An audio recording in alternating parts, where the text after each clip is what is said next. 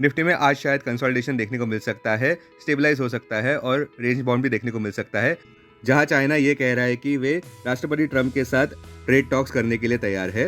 रातों रात ट्रंप सरकार ने नए एक्सपोर्ट रिस्ट्रिक्शंस लगाए हैं एआई चिप्स पर जो चाइना में बेचे जाते हैं, जिस वजह से एनवीडिया और एएमडी में काफी लॉसेस देखने को मिल रहे हैं। फिर भी हमारे कॉल ऑफ द डे अनुसार ऐसे लग रहा है कि निफ्टी और उसके स्टॉक्स के लिए एक बड़ी अपसाइड देखने को मिल सकती है अगर बड़ा टैरिफ ईजिंग देखने को मिला राष्ट्रपति ट्रंप द्वारा। अपने दिन की शुरुआत समझदारी से करें। महत्वपूर्ण खबरें और दुनिया भर के स्टॉक मार्केट्स पर विश्लेषण के लिए इस वीडियो को अंत तक देखना न भूलें। Market trends, global cues neutral, choppy और वोलाटाइल नजर आते हुए कल के व्यापार में विदेशी संस्थागत निवेशकों ने 3,936 करोड़ रुपए के शेयर्स खरीदे, जबकि घरेलू संस्थागत निवेशकों ने 2,513 करोड़ रुपए के शेयर्स बेचे। बुलिश सेंटीमेंट्स रहने का अंदाजा तो है, मार्केट ब्रेथ भी पॉजिटिव रह सकती है। निफ्टी के टेक्निकल्स एक रिबाउंड प्ले की ओर इशारा करते हुए अप्रैल महीने के ऑप्शंस डेटा अनुसार निफ्टी के नियर टर्म ट्रेडिंग रेंज 21,000 से 24,500 के बीच हो सकती है। इंडिया विक्स जो कि फियर इंडेक्स है वो 15.86 लेवल्स पर नीचे गिर चुका है। लास्ट चेक पर यूएसडी आईएनआर 28 अप्रैल एक्सपायरी के लिए 85.72 लेवल्स पर नीचे था। निफ्टी का put call ratio 24 April expiry के लिए 1.06 पर, बैंक निफ्टी का put call ratio 24 April expiry के लिए 1.14 पर। आज के लिए निफ्टी का आउटलुक फिर शायद निफ्टी ऊपर बढ़ सकता है, किंतु बुलिश कंसोलिडेशन भी देखने को मिल सकता है। अच्छी खबर निफ्टी बुल्स के लिए यह है कि विदेशी संस्थागत निवेशकों ने कल के व्यापार में 3,936 करोड़ रुपए के शेयर्स खरीदे हैं। और दिलचस्प बात यह भी है कि विदेशी संस्थागत निवेशकों ने इस हफ्ते कुल मिलाकर 10,002 करोड़ रुपए के शेयर्स खरीद लिए हैं। टेक्निकली भी देखें तो निफ्टी आराम से अपने 21 डीएमए और 50 डीएमए के ऊपर व्यापार करता नजर आ रहा है। लॉन्ग टर्म ट्रेडर्स के लिए निफ्टी का 200 डे मूविंग एवरेज 24,052 मार्क के ऊपर जाना काफी जरूरी है, जिससे कि तेजी की पुष्टि पूरी तरह से हो सके। बाकी अहम पॉजिटिव कैटलिस्ट इस प्रकार है। पहला, उम्मीद है कि नॉर्मल मानसून देखने को मिल सकता है। दूसरा, भारत का इन्फ्लेशन पिछले 5 साल के निचले स्तर पर आ गया है। तीसरा, WTI कच्चे तेल के दाम $61 प्रति बैरल के इर्द गिर्द स्लगिश व्यापार करते नजर आ रहे हैं, क्योंकि दुनिया भर में वीक डिमांड और पोटेंशियल ओवर सप्लाई देखने को मिल रहा है।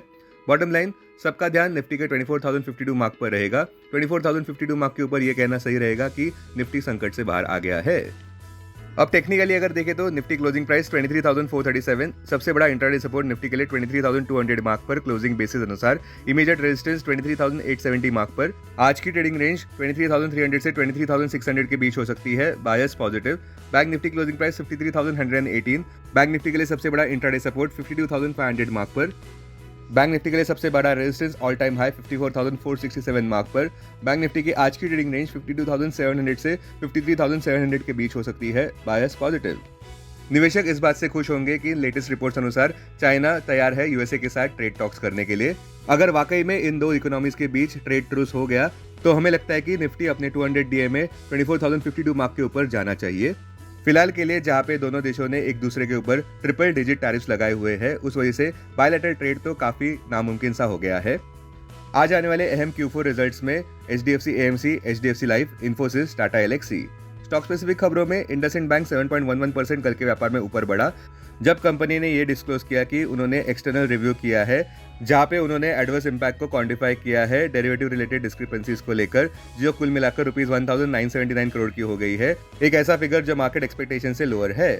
IREDA कल के व्यापार में 5.64% ऊपर रहा, क्योंकि कंपनी ने अच्छे Q4 रिजल्ट्स पोस्ट किए, जहां पे Q4 net profit 49% year over year jump कर गया रुपीज 502 करोड़ पर। JBM ऑटो तो 11% कल के व्यापार में ऊपर बढ़ा और ओ इलेक्ट्रा ग्रीन टेक भी 4% ऊपर रहा, जब रिपोर्ट्स अनुसार गवर्नमेंट ऑफ इंडिया नए टेंडर लॉन्च करना चाहती है 10,000 इलेक्ट्रिक बसेस के लिए। लुपिन का स्टॉक प्राइस कल के व्यापार में 3.91% नीचे था और जायडस लाइफ साइंस भी 6.91% नीचे रहा, क्योंकि कंपनी पेटेंट केस को हार गई है यूएस फेडरल कोर्ट में, जिसमें मायरबेट्रिक इन्वॉल्व है, जो कि एक प्रिस्क्रिप्शन मेडिसिन है जो ओवर एक्टिव ब्लैडर को ट्रीट करने के लिए इस्तेमाल होता है। ये केस टोक्यो बेस्ड एस्टेलिस फार्मा जीत गई है। अब डेरिवेटिव्स डेटा डैशबोर्ड पर ध्यान देते हैं। Nifty April futures last traded price 23,439, premium +02। Put call open interest ratio Nifty 24 April expiry के लिए 1.04 पर, बैंक निफ्टी 24 अप्रैल एक्सपायरी के लिए 0.89 पर। Maximum call open interest Nifty के लिए 25,500 और उसके बाद 24,000 स्ट्राइक प्राइस पर। बैंक निफ्टी के लिए maximum call open interest 59,000 strike price पर। Maximum put open interest Nifty के लिए 23,000 और उसके बाद 21,000 स्ट्राइक प्राइस पर। बैंक निफ्टी के लिए maximum put open interest 50,000 strike price पर। Futures one day highest open interest change पर ध्यान देते हैं। लॉन्ग बिल्डअप में Eternal, steel authority of India, bank of Baroda, Tata power, HDFC bank. Short covering में Jio financial, ITC, VEDL, Jindal steel, Dabur. Short buildup में Zydus life, Bajaj finance, Lupin, Maruti, Tata Elxsi. Long unwinding में Grasim, Ramco cement, ATGL। आज stock जो FNO बैन में है वो है B soft, Hindustan copper, IREDA, Manappuram, national aluminium.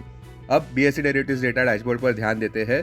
Sensex अप्रैल futures last traded price 77,090, premium +46।